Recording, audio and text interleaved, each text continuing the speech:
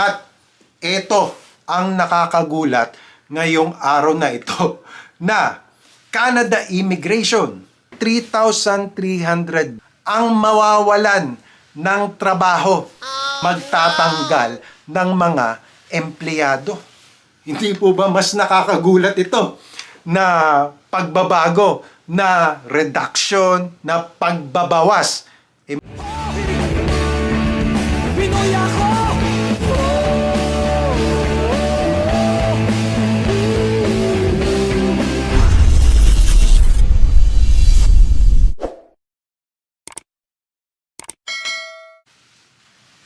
Kamusta mga kababayan? Salamat sa Diyos at meron na naman tayong isang mabuting pagkakataon na magkita-kita namang muli at ang dalangin ko pong parati sa Diyos. Sana kayo ay lagi nasa mabuting kalagayan. Sa dami ng nangyayari mga changes, mga pagbabago dito sa Canada, lalo na doon sa mga pagbabawas, pagre-reduce ng mga i-accept dito sa Canada. If you can't remember, I will remind you doon sa immigration level plan na kanilang ni-reduce, binawasan. Ano ba tong immigration level plan?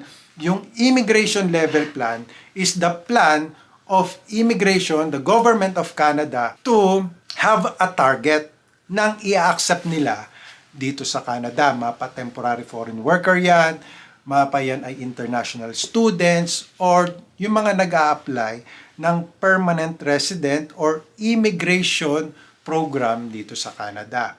And as you can recall, dun sa immigration level plan, papakita ko po sa inyo yung changes dun para maalala nyo po. So, in-announce po ito last October 24 of 2024. Ipapakita ko na lang po sa inyo yung table para sa quick discussion natin about this. By 2025, ang plano po is 673,000 na lang po, 650, yung kanilang i-accept dito. At breakdown nila ito, yung total of workers na kanilang i-accept is 367,750, which comprise of International Mobility Program na 285,750 at yung mga temporary foreign worker ay 82,000. So, pag pinag-add up nyo po, yung 285,750 at saka yung 82,000, ang total na workers po niyan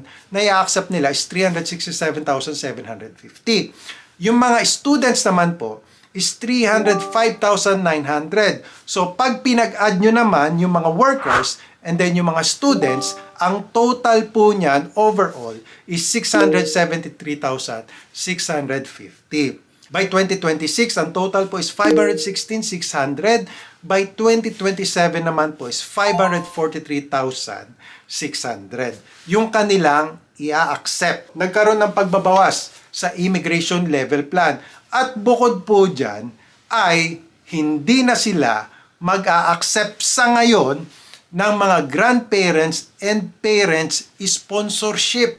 So, isa po yan sa mga pagbabago. Ayon po dito sa announcement ng Canadian government na pinublish nila ng Ministerial Directive announcing that it will not accept any new applications for sponsorship for the parents and grandparents program this 2025. During 2025, the government will only be processing up to 15,000 permanent resident visa applications received last 2024 under this program. The measure aligns with the government's plan to reduce permanent residence targets over the next 3 years. It goes hand in hand itong pag-stop sa pag-accept ng mga grandparents and parents sponsorship dun sa kanilang immigration level plan. So, nakatie up po siya. At bukod po dyan, kabababa lang,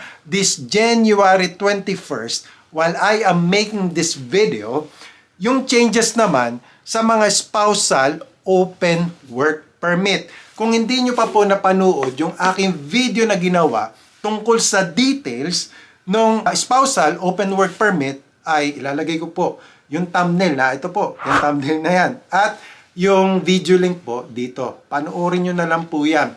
But just to give you a quick idea dun sa latest na pagbabago dyan sa spousal open work permit ay eto po, nakalagay po dito sa mismong Government of Canada official website ng kanilang immigration, which is canada.ca. Open work permits for family members of foreign workers changes to eligibility as of January 21st, 2025. Ngayon pong hapon ito, 5 o'clock, habang ginagawa ko ang video ito, at mag-uusap pa po tayo dyan for more details, and meron po ako kasing gustong i-highlight dyan sa pagbabagong yan.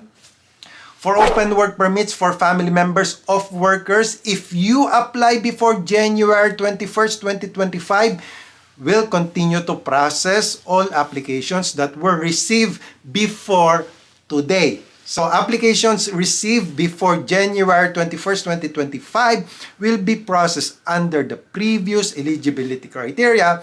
Also, if your open work permit was already approved and hasn't expired, it stays valid. Further discussion, as I mentioned, ay pag-uusapan po natin yan on a separate video. At ito ang nakakagulat ngayong araw na ito na Canada Immigration, 3,300 ang mawawalan ng trabaho. Sa Canada Immigration mismo sila magtatanggal ng mga empleyado. Hindi po ba mas nakakagulat ito na pagbabawas?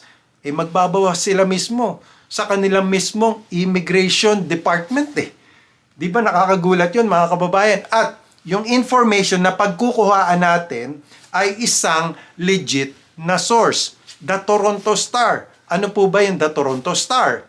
TheStar.com or Toronto Star is Canada's largest online news site. Live news, investigations, politics, sports, and etc. Kung gusto niyo po malaman yung link sa news na ito, ay mag-leave po kayo ng comment below para kayo mismo mabasa ninyo. At masabi ninyo na hindi tayo basta-basta na nangangalap kung saan-saan ng mga balita.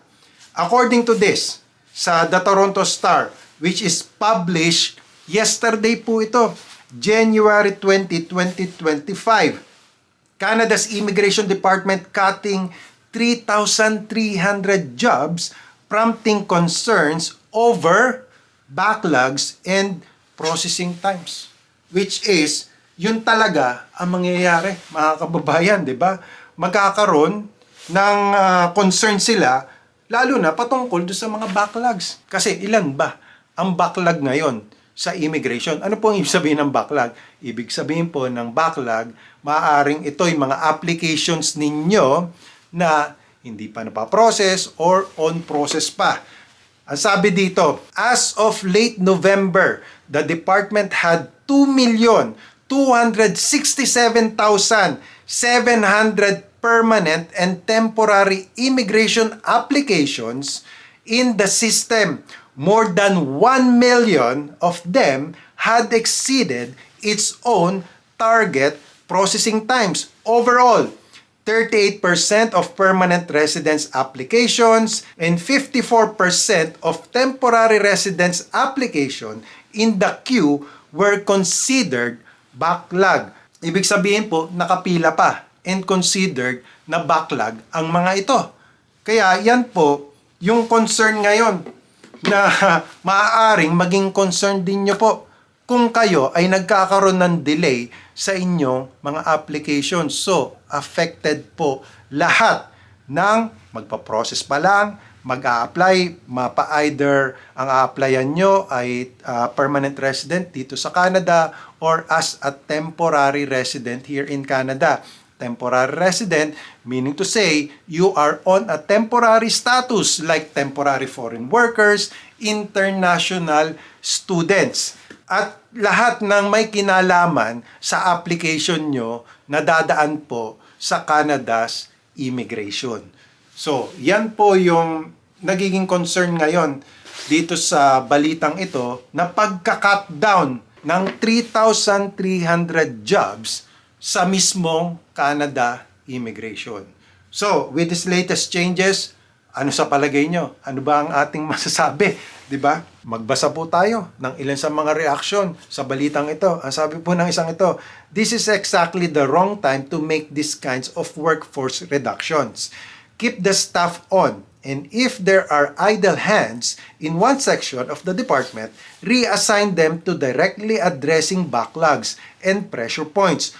Only make reductions when there are truly staff will not enough to do. We're going to be facing a massive increase in demand of immigration and an influx of refugees from south of the border. We need the personnel to manage that. Ito pa po. Last year, I waited for 2 hours at Service Canada for passport renewal only. Imagine that. That was with an appointment. Considering that, ha? The article said Service Canada staff will be cut. I guess the wait will be worse. Next, sasabi ng isang ito, horribly timed, especially given a second Trump regime to our south. Horribly timed. This will do harm to the vulnerable. Sabi naman ng isa, about time daw. Ito naman po, last na. About time to turn the immigration tap to a slow drip. So what are your thoughts about this latest development? Anong masasabi nyo? Just leave a comment below. And as always, more videos to come. I will see you on our next update. Samahan nawa kayong parati ng Panginoon sa inyong pang-araw-araw na buhay. Magandang araw po sa inyong lahat.